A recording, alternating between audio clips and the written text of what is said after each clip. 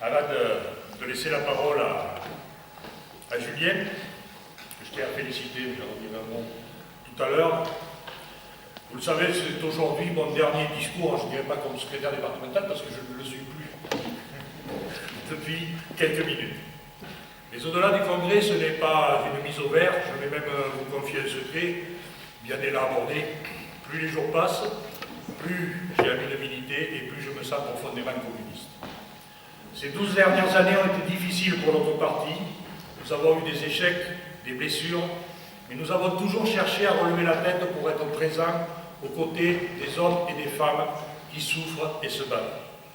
Nous avons aussi vécu de grands moments comme la victoire de 2005, année d'ailleurs où j'ai pris mes fonctions, et de belles autres batailles. Ces 12 années ne sont pas à passer par perte et profit. Nous devons en tirer tous les enseignements, pas pour renoncer, mais au contraire pour écrire une nouvelle page de notre combat. C'est d'ailleurs le mot d'ordre de notre congrès à venir que nous avons y compris discuté ici aujourd'hui, transformer le monde, transformer la gauche et pour cela nous transformer nous-mêmes. Vous savez, quand on est 12 ans secrétaire départemental et élu maire en même temps, on est en rapport avec les institutions de notre pays. Parmi les acteurs économiques, les grands serviteurs de l'État comme parmi tous les acteurs sociaux. Durant cette période, comme vous, j'ai assisté à une dégradation accélérée de la morale politique, c'est-à-dire de la capacité de celles et ceux qui ont investi les principales responsabilités politiques à les exercer au nom de l'intérêt général. Au lieu de servir la République, ils se passent et repassent les plats et laissent les financiers colonisés à servir les peuples et les États. Le résultat est humainement insupportable, chômage de masse, précarité, insécurité sociale. Au soir de sa vie, le général de Gaulle confiait qu'il n'avait jamais rencontré qu'un seul véritable obstacle, l'argent. Cet argent que tous les gouvernements successifs ont vénéré comme le fait peut-être encore plus notre nouveau président de la République. Nous, ici, dans ce département, nous rendons avec sincérité et détermination hommage à toute la résistance, et cet hommage, nous le portons en défendant le sens du programme du Conseil national de la résistance contre la droite et les spéculateurs qui le bafouent au quotidien. Avant 1945, les futurs chefs de gouvernement de la Troisième République allaient devant le Conseil des gouverneurs de la Banque de France, c'est-à-dire les principaux banquiers privés, pour recevoir l'investiture des milieux financiers avant celle de l'Assemblée nationale. Près de 55 ans, 60 ans plus tard, nous vivons la restauration de cette pratique. Les gouvernements européens cherchent à obtenir l'investiture des marchés financiers avant celle des peuples. Alors quand le gouvernement viole les droits du peuple, l'insurrection est pour le peuple le plus sacré et le plus indispensable des devoirs. Ces mots de Maximilien Robespierre nous rappellent notre devoir. Il est nécessaire de déclarer la guerre au marché financier. Il est nécessaire d'user de notre droit à l'insurrection. La liberté des peuples ou la liberté des banques, les libertés démocratiques ou les libertés des marchés financiers, le droit de chaque être humain à une vie digne, une éducation, un travail de qualité ou le droit des marchés à disposer de la vie de chaque être humain. Ils ont déclaré la guerre au peuple, ils usent de la peur, de toutes les peurs. Aujourd'hui, nous déclarons la levée citoyenne face à cette nouvelle aristocratie financière. Chers amis, chers camarades, nous toutes et tous ici, dans cette salle, qu'est-ce qui nous rassemble? D'abord, d'être des hommes et des femmes engagés, puis de penser que le monde n'est pas voué à tourner comme il tourne. Ce qui nous rassemble, c'est d'être de ce côté de la barricade où les droits humains sont défendus. Ce qui nous rassemble, c'est l'espoir de voir un jour une société libre, débarrassée de toutes les formes d'exploitation et de domination. Mais qu'est-ce qui devrait encore nous rassembler? L'alternative. Un immense travail commun et populaire pour une sortie de gauche à la crise. Pouvons-nous y parvenir? J'ai envie d'y croire. Rappelons-nous sur la Constitution européenne ou sur le CPE. Alors que certains voulaient confisquer le débat, notre peuple s'en est saisi. D'un coup, la fierté a gagné des millions de nos concitoyens. Ils et elles reprenaient leurs affaires à main. Cette force est là dormante. On peut la réveiller et créer une grande mobilisation populaire sur les solutions pour donner à la gauche la force de gagner, de changer la société. Et pour cela, il est temps de faire bouillir la marmite des idées en trouvant de nouvelles formes de brassage entre mouvements sociaux, intellectuels et politiques.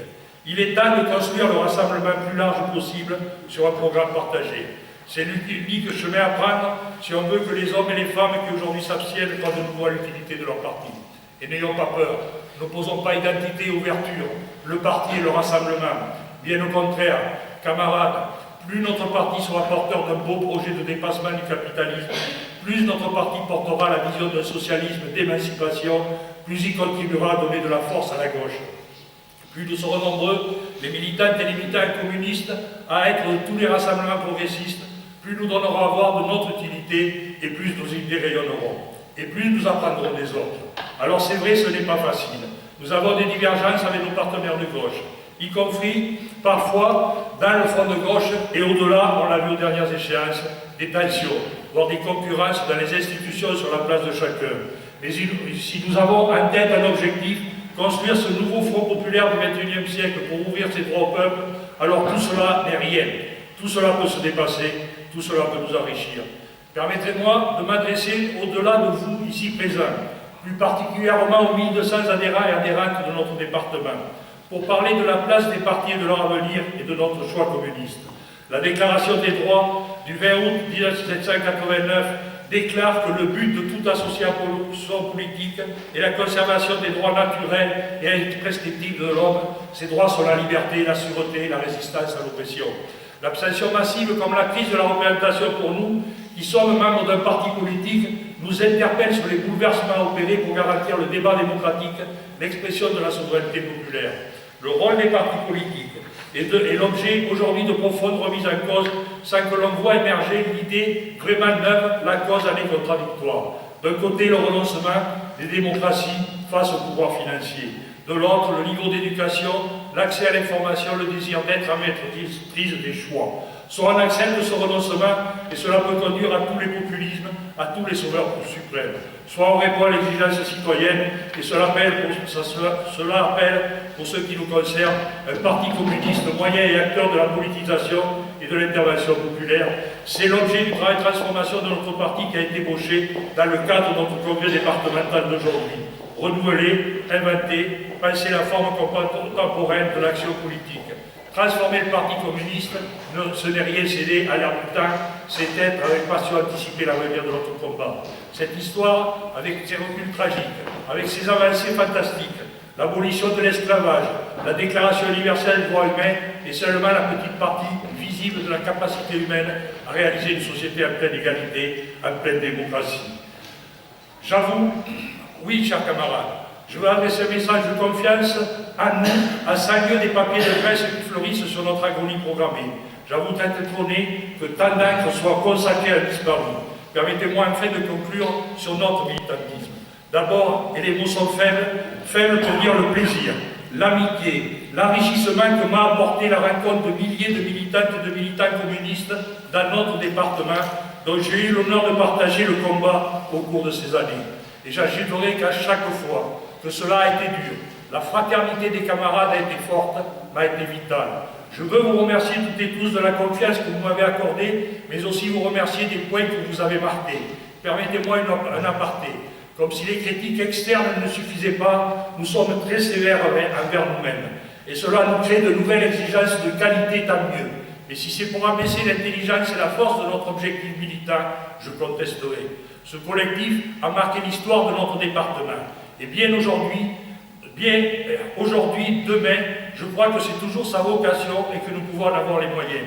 Les militantes et les militants ont beaucoup d'idées à mettre au service des résistances et de l'alternative, beaucoup de liens humains à mettre au service de l'action et de l'union. Les militants communistes sont de ceux et celles qui ne banalisent pas les mots, qui rongent notre société, qui gardent intactes leurs facultés de révolte et qui sont constructeurs. Ils et elles sont parmi les spoliés de la terre, acteurs de nouvelles avancées émancipatrices. Parmi ces femmes et ces hommes, l'expérience des élus communistes est irremplaçable. Donnons toujours mieux à voir de la portée de leur initiative dans les luttes et dans la gestion. Donnons mieux à voir de leur rapport au quotidien pour les populations et pour le développement de notre pays et de notre combat. J'entends parfois des camarades parler comme si le fait d'avoir plus ou moins d'élus était secondaire. J'ai envie de dire, j'ai envie de plus d'adhérents et de plus d'élus. Quelques mots encore, nous avons besoin de l'unité de notre parti au regard des objectifs que nous nous fixons. Et cette unité est indispensable à notre crédibilité et visibilité politique. Nous avons voulu dépasser le centralisme dans cet objectif. pour que les choix majoritaires puissent se construire en toute liberté, que la diversité de nos approches puisse les enrichir, pour que la souveraineté des communistes soit entière. Nous voyons que ce chemin n'est pas simple, mais il serait suicidaire de revenir en arrière. Ce que nous avons inventé, c'est un nouveau rapport entre diversité et unité. Plus de débats, plus de qualité de débat entre nous. Et enfin, j'ai envie de dire, l'unité, c'est la solidarité et la fraternité. Oui, besoin absolu de fraternité et d'éthique dans notre combat. Ne nous habituons jamais au coup. Ne nous habituons jamais à ce que le débat d'idées cède la place à l'invective, comme c'est le cas parfois dans notre parti. Ne nous habituons jamais au départ d'un camarade. Ne renonçons jamais à le convaincre de rester avec nous. Nous n'avons pas à nous normaliser. Soyons unis par les valeurs qu'aucun débat politique ne doit briser. Chacune et chacun, un jour ou l'autre, est la proie du doute. Ce doute qui décourage, mais qui fait aussi réfléchir. Je doute souvent, mais j'ai aussi une conviction de notre engagement. Notre volonté de dépasser ce système et de créer une société meilleure, comme des millions de citoyens du monde, est le seul rempart contre la barbarie. L'action, la prise de parti, le tous ensemble sont les seuls biens de ceux qui n'ont rien. Alors malgré le doute, les difficultés, je préférerais toujours transformer en acte mes révoltes, mes désirs de justice et d'égalité. Soyons fiers de notre engagement communiste face à la crise, donnons-lui de l'ambition et je souhaite beaucoup de bonheur et de beaux combats à la nouvelle équipe.